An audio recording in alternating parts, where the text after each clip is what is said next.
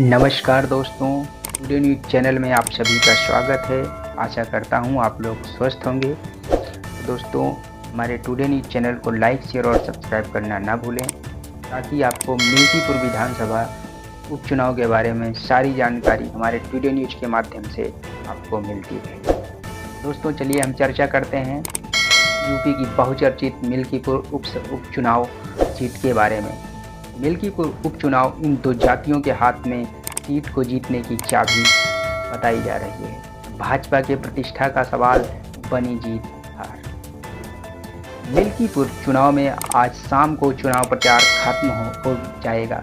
मुख्य मुकाबला सपा और भाजपा के बीच में है। लोकसभा चुनाव में फैजाबाद सीट गंवाने वाली भाजपा के लिए सीट प्रतिष्ठा का विषय बन चुकी है। दोस्तों, मिल्कीपुर विधानसभा सीट के लिए हो रहे उपचुनाव में ये तो भाजपा और सपा के बीच सीधा मुकाबला दिख रहा है। सपा के बागी आज़ाद समाज पार्टी काशीराम सूरज चौधरी व कांग्रेस के बागी भोलानाथ भारती इसे बहुकोणीय बनाने की कोशिश कर रहे हैं। चुनाव में दलित व ब्राह्मण और निर्णायक भूमिका निभाएंगे। जो दल इन दोनों जातियों को साधने में सफल रहेगा, उसी के सिर का ताज का सेहरा बंधेगा। इसी वजह से दोनों दलों के छत्रपों में पूरे इलाके को मत दिया है। अयोध्या में राम मंदिर के निर्माण के बाद फैजाबाद संसदीय सीट पर भाजपा की हार की वजह से चुनाव काफ़ी महत्वपूर्ण हो गया है। पूरे देश की नज़र दिल्ली विधानसभा के साथ हो रहे एकमात्र सीट के उपचुनाव पर टिकी हुई है। आरक्षित सीट होने की वजह से सभी दलों से दलित समुदाय के लोग ही चुनाव मैदान में हैं। भाजपा और सपा दोनों ही पासी बिरादरी से प्रत्याशी के बलबूते चुनाव मैदान में हैं। दोनों पार्टियों ने विधायक तथा रणनीतिकारों की फौज उतार रखी है। सभी अपने अपने तरीके से मतदाताओं को भुनाने में जुटे हुए हैं। ब्राह्मण मतदाताओं को साधने के लिए भाजपा ने पूर्ण विधायक हब्बू तिवारी और सपा ने पूर्व मंत्री पवन पांडे व अन्य को लगा रखा है। हब्बू लगातार इलाके में सक्रियता बनाए हुए हैं। भाजपा के चंद्रभान व सपा के अजित प्रसाद दोनों ही युवा नेता हैं। दोनों इलाके में लंबे समय से सक्रिय रहे हैं। यह 2002 की बात देखी जाए, 5 विधानसभा चुनाव की बात की जाए तो 3 बार सपा और भाजपा व बसपा एक बार जीत दर्ज की है। भाजपा सपा और दोनों के लिए फायदे और नुकसान का समीकरण है। दोस्तों, चुनाव में सपा और भाजपा दोनों के साथ ऐसे कुछ समीकरण है जिससे कुछ फायदा है और कुछ नुकसान भी। भाजपा के चंद्रभान पासवान को टिकट मिलने के बाद अन्य दावेदार नाराज हो चुके हैं। इनमें पूर्व विधायक बाबा गोरखनाथ रामू प्रदर्शित थे, लेकिन बाद में मुख्यमंत्री के आश्वासन पर सभी नाराज नेता प्रचार प्रसार में शामिल हो गए। सपा के लिए फायदे की बात यह है कि पूर्व मंत्री व कद्दावर नेता मित्र सेन यादव के बेटे आनंद सेन साथ हैं। पहली बार सेन परिवार अवधेश प्रसाद के साथ आया है। हालांकि उसे बागी व आज़ाद समाज पार्टी काशीराम प्रत्याशी सूरज चौधरी से नुकसान पहुंचा सकता है।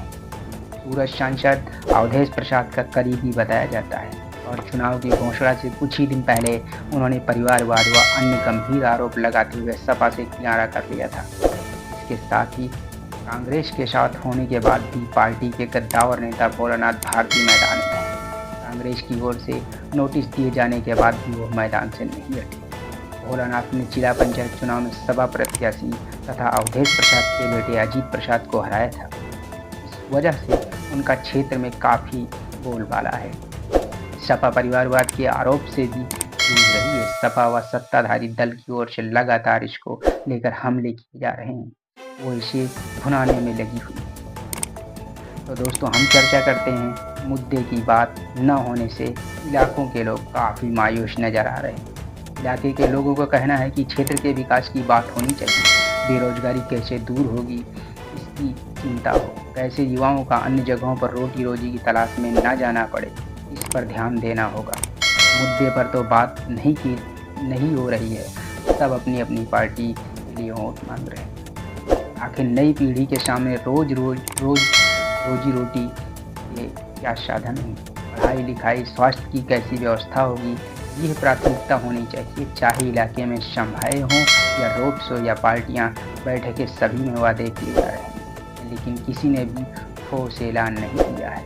यह नहीं बताया कि रोड मैप क्या होगा। तो दोस्तों ये यहाँ पर हम चर्चा करते हैं कि कितने वोटर हैं और कितने कास्ट के मतदाता हैं।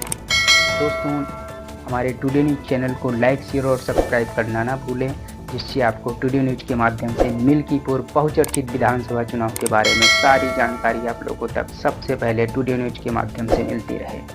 तो दोस्तों यहाँ पर मतदाताओं का कुछ लेखा जोखा इस प्रकार से है। कुल मतदाता जो हैं 1,92,984 इसमें पुरुष हैं, 1,77,838 महिलाएं हैं। जातगत जनगणना के आधार पर कुछ अनुमानित डाटा है जो हम आप लोगों तक शेयर कर रहे हैं। अनुसूचित जात 90,000 हैं, पासी समाज जिसमें 65,000 है, यादव परिवार 62,000, मुस्लिम 31,000, ब्राह्मण समाज 63,000, क्षत्रिय परिवार 18,000, चौरसिया 16,000, मौर्य 12,000, अन्य उर्मी निषाद विश्वकर्मा 13,829 हैं। तो दोस्तों चुनाव प्रसार का टाइम खत्म हो चुका है। 5 फरवरी को मिल्कीपुर विधानसभा चुनाव का मतदान शुरू होगा, जिसका रिजल्ट 8 फरवरी को होगा। तो देखना यह है कि इस पार्टी के नाम एक बार फिर से मिल्कीपुर विधानसभा चुनाव की बहुचर्चित सीट कौन बाजी मारता है। तो दोस्तों ऐसे ही जानकारी के लिए या मिल्कीपुर विधानसभा चुनाव के बारे में सारे अपडेट के लिए हमारे टुडे न्यूज़ चैनल को लाइक, शेयर और सब्सक्राइब कर लें, जिससे सबसे पहले आप लोगों को जानकारी हमारे माध्यम से मिलती रहे। जय हिंद, जय भारत।